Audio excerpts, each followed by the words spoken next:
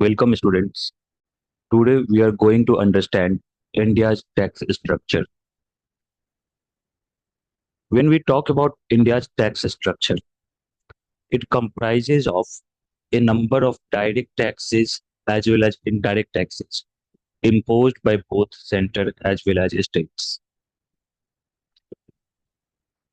In case of direct taxes, most of the direct taxes, most, most of the direct taxes are imposed by center except tax on land and property. Land और property के ऊपर taxes को छोड़ करके लगभग सभी important direct taxes centre impose करती है. Examples of important direct taxes imposed by centres are income tax, corporate tax. Income tax is imposed on individual income पे इनकम टैक्स इम्पोज की जाती है, whereas corporate tax is imposed on the income of companies. Capital gains tax, it is again imposed on companies profit. फिर equalisation levy जो foreign e commerce company के ऊपर impose की जाती है.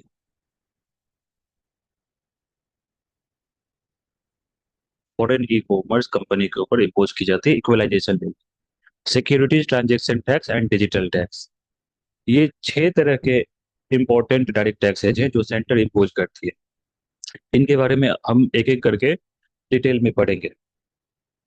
फिर स्टेट्स लैंड और प्रॉपर्टी के ऊपर जो टैक्स इम्पोज करती है, एग्रीकल्चरल इनकम पे, एग्रीकल्चरल लैंड पे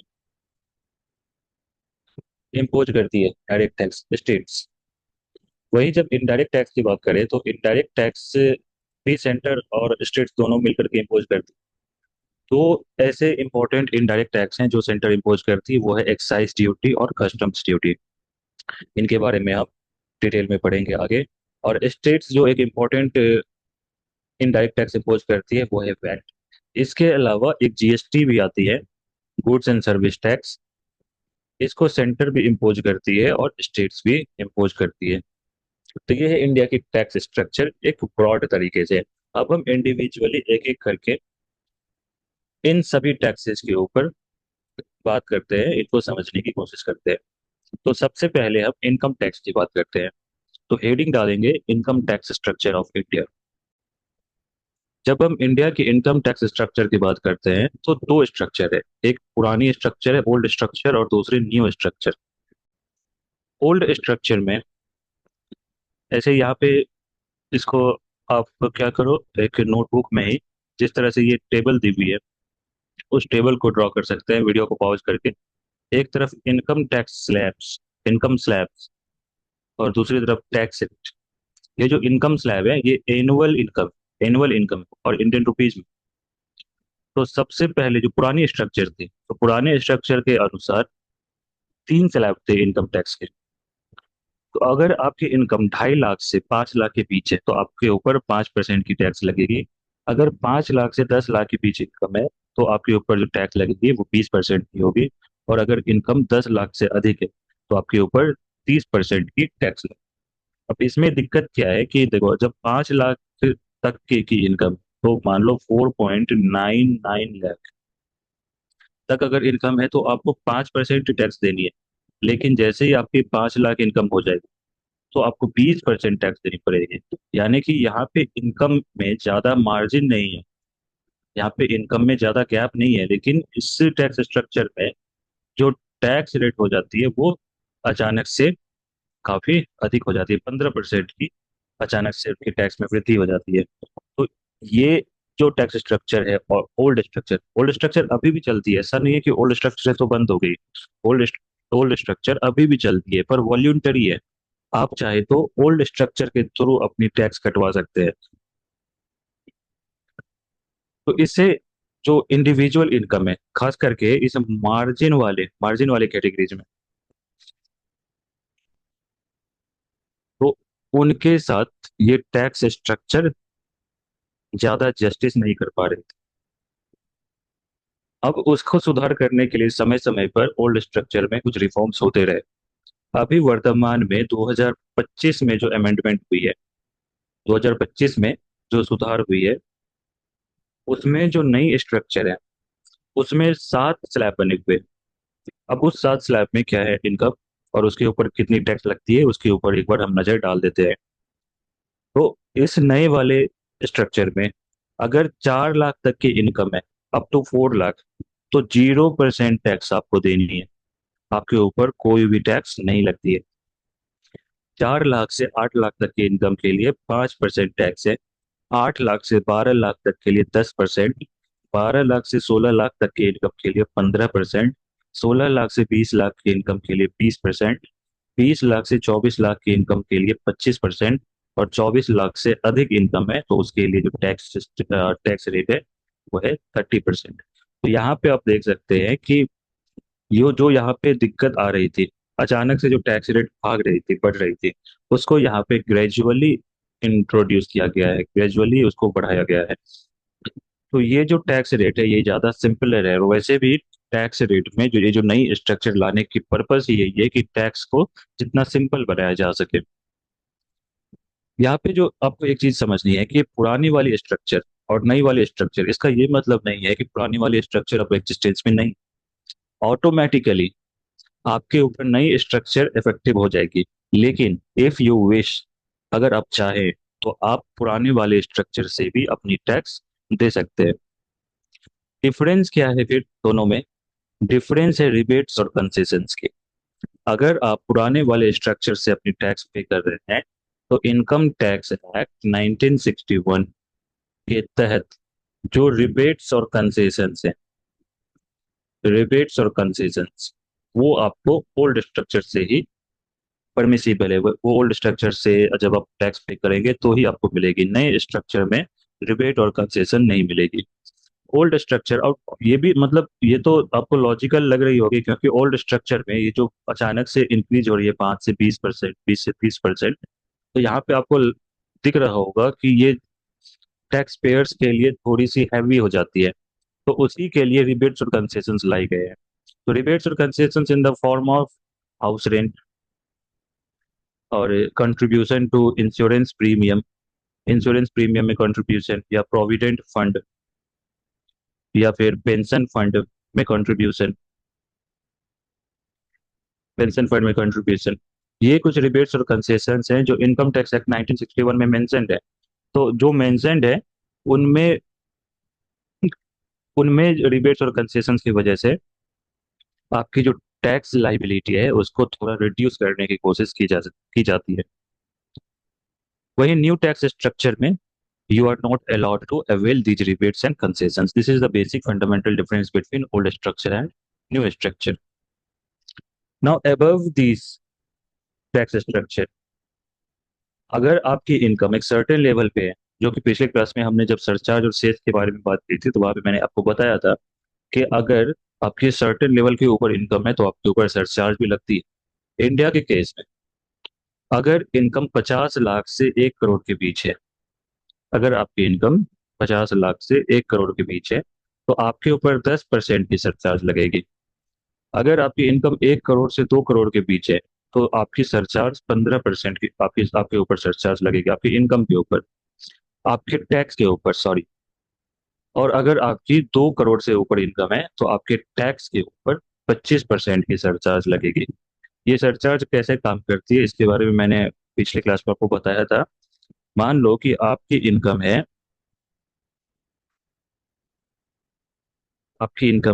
60 crore, 60 lakh, and we are talking about annual income here. तो अगर आपकी इनकम 60 लाख है तो 60 लाख में आप यानी कि आप 10% आपके ऊपर सरचार्ज लगेगी। पर 60 लाख आप किस टैक्स स्लैब में आ रहे हैं? आप आ रहे हैं 24 लाख प्लस वाले में, यानी कि आपके ऊपर 30% की टैक्स लगेगी। तो 30% की टैक्स लगी तो आपकी जो टैक्स है वो 18 लाख है, स्टेट्यूटरी टैक्स। पर पर आप 60 लाख इनकम की वजह से आपके ऊपर 10% की सरचार्ज लगेगी, और ये सरचार्ज लगती है टैक्स के ऊपर, यानी कि जो 18 लाख आपकी टैक्स लाइबिलिटी है उसके ऊपर 10% की सरचार्ज लगेगी, यानी कि आपको एडिशनल 1.8 लाख एक्स्ट्रा पे करना पड़ेगा। और टोटल जो टैक्स लाइबिलिटी आपकी बन के आएगी वो हो जाएगी 19.8 लाख। तो सरचार्ज किसके ऊपर लगती है? इनकम के ऊपर नहीं लगती है, सरचार्ज लगती है टैक्स के ऊपर। तो ये है न्यू रिजाइम के अनुसार, ये है न्यू टैक्स स्ट्रक्चर के अकॉर्डिंग। पर पुराने वाले टैक्स स्ट्रक्चर में भी सरचार्ज थी। तो पुराने वाले टैक्स स्ट्रक्चर में जो सरचार्ज थी, वो शुरू की दो रेट सेम थी। यानी कि 50 लाख से 1 करोड़ के लिए 10% लगती थी, और 1 करोड़ से 2 करोड़ के लिए 15% लगती थी। लेकिन 2 करोड़ से 5 करोड़ अगर इनकम है तो उसके ऊपर 25% सरचार्ज लगती थी, और अगर 5 करोड़ से ऊपर इनकम है तो 37% सरचार्ज लगती थी। तो अगेन, यहाँ पे आप किसी भी टैक्स स्ट्रक्चर के अकॉर्डिंग टैक्स और सरचार्ज आपके ऊपर लगेगी। It is completely voluntary. लेकिन by default new tax structure ही लागू होती है। You can opt for old tax structure. So this was income tax structure of India. Now we will talk about corporate tax structure. Corporate tax structure is applied on companies. So corporate tax structure, just like income tax structure, corporate tax structure also comprises of old structure and new structure. Again, these two structures are voluntary. By default, new structure automatically applies, but you can opt for old structure as well. The only distinction is, according to old structure, if you opt for old structure, you are allowed for permissible rebates and concessions provided for in the Income Tax Act of 1961. So old structure में या new structure में domestic company, since corporate tax structure companies के लिए है, और companies domestic भी हो सकती है, फॉरेन कंपनीज भी हो सकती है, तो दोनों के लिए अलग अलग रेट है, टैक्स की अलग अलग रेट है। तो ओल्ड स्ट्रक्चर में डोमेस्टिक कंपनीज की क्राइटेरिया है टर्न ओवर की, annual turn over up to 400 crore. अगर कंपनी की एनुअल टर्न ओवर 400 करोड़ है, टर्न ओवर का मतलब है सिंपली सेल्स से, सेल्स। अगर एनुअल सेल या एनुअल टर्नओवर 400 करोड़ है, तो उसके इनकम के ऊपर 25% की टैक्स लगेगी। अगर एनुअल टर्नओवर 400 करोड़ से अधिक है, तो उस कंपनी के इनकम के ऊपर 30% की टैक्स लगेगी। अब यहाँ पे एक चीज आप ध्यान दें कि यहाँ जो टैक्स लग रही है वो टर्नओवर के ऊपर नहीं लग रही है।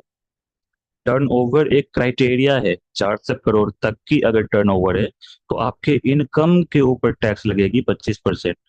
तो टैक्स टर्नओवर के ऊपर नहीं लगेगी, इनकम के ऊपर लगेगी।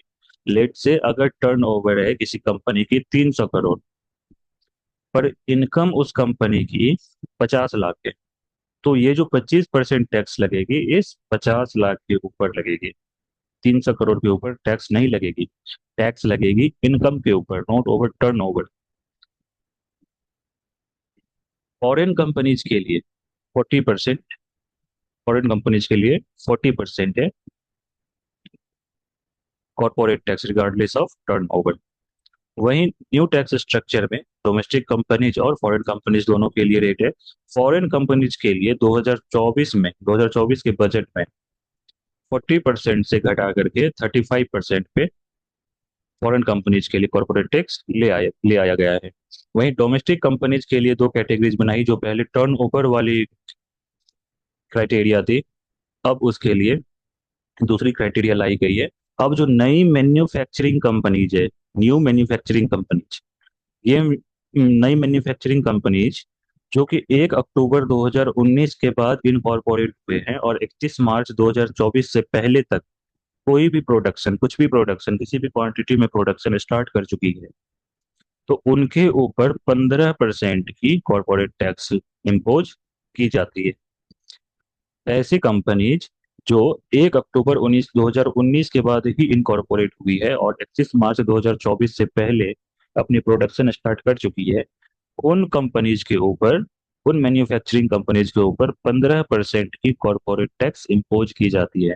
वहीं जो पुराने एग्जिस्टिंग कंपनीज हैं उनके ऊपर 22% की टैक्स इम्पोज की जाती है। फॉरेन कंपनीज के लिए जो पहले 40% की टैक्स थी उसको घटा करके 35% की ले आई गई है 2024 के बजट में। इसके अलावा इसके अलावा सरचार्ज भी आती है। तो अगर टैक्सेबल इनकम 1 करोड़ से 10 करोड़ के बीच है, अगर इनकम किसी भी कंपनी की टैक्सेबल इनकम 1 करोड़ से 10 करोड़ के बीच है, तो डोमेस्टिक कंपनीज को 7% सरचार्ज देना पड़ेगा और फॉरेन कंपनीज के ऊपर 2% की सरचार्ज लगाई जाती है। वही अगर इनकम 10 करोड़ से ऊपर है, तो डोमेस्टिक कंपनीज को 12% की सरचार्ज देनी पड़ती है और फॉरेन कंपनीज के ऊपर 5% की सरचार्ज लगाई जाती है। तो ये बात थी हमारी इनकम टैक्स और कॉरपोरेट टैक्स स्ट्रक्चर की। इसी में हम बात करेंगे मिनिमम अल्टरनेटिव टैक्स की। और minimum alternative tax was introduced by P Chidambaram, and it was introduced in order to close the loophole of corporate tax, which was exploited by many big industrialists, including Dhirubhai Ambani. So next we will talk about minimum alternate tax and capital gains tax.